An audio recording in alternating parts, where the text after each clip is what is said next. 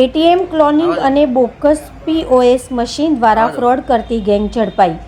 Cyber crime cell પોલીસે fraud કરતી ગેંગના 3 સભ્યોને ઝડપી પાડ્યા છે. આરોપીઓ બોગસ દસ્તાવેજોના આધારે બેંક પાસેથી પીઓએસ મશીન મેળવી લેતા લોકોના એટીએમ કાર્ડ ક્લોન કરીને લાખો રૂપિયાની હેરાફેરી કરી ફ્રોડ કરતા હતા. ભાવિક પટેલ, સુરત.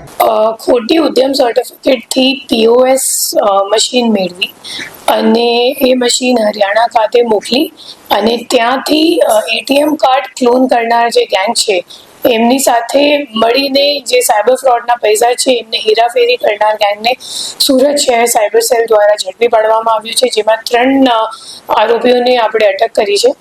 એમાં જે પહેલો આરોપી છે એમનું નામ મંથન કુકડિયા કરીને છે, એ સ્ટુડન્ટ છે અને 19 વર્ષનો છોકરો છે અને એમના નામ ઉપર એક પીઓએસ ચાલતો હતો અને જે પીઓએસની ઉદ્યમ સર્ટિફિકેટ છે એ ફોર્જ છે અને જે ખરેખર જેની ઉદ્યમ સર્ટિફિકેટ રજિસ્ટ્રેશન જેના નામ ઉપર દુકાન છે તો એ મૂળ રહેવાસી પાંડેસરાનું છે અને એના નામ ઉપર મંથને ખોટી રીતે પીઓએસ મેળવીને પછી જે પીઓએસ મશીન હતી એ ઉદય, જે બીજો આરોપી છે ઉદય ધડુક, એમને આપતો હતો અને ઉદય ધડુક પછી પીઓએસ મશીન કોરિયર મારફતે હરિયાણા ખાતે જીંદ જિલ્લામાં એક નાસ્તા ફરતા આરોપીને મોકલતો હતો.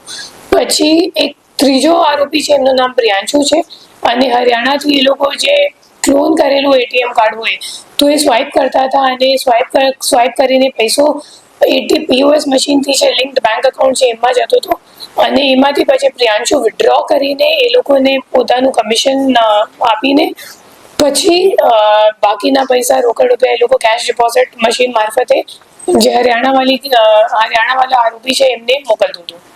તો એવી રીતની આખી એ લોકોની એમ હતી. કહેવા અનુસાર તો એ લોકો છેલ્લા દોઢ મહિનાથી આ કામ કરે છે, પણ હવે તપાસમાં ખબર પડશે કે કેટલા દિવસથી એ લોકો કરે છે ખરેખર. આમાં મુખ્ય આરોપી કોણ છે? આમાં મુખ્ય આરોપી એક ઉદય ધડુક અને બીજો પ્રિયાંશુ અને ત્રીજો નાસ્તો ફરતો આરોપી છે હરિયાણામાં છે, જીંદમાં.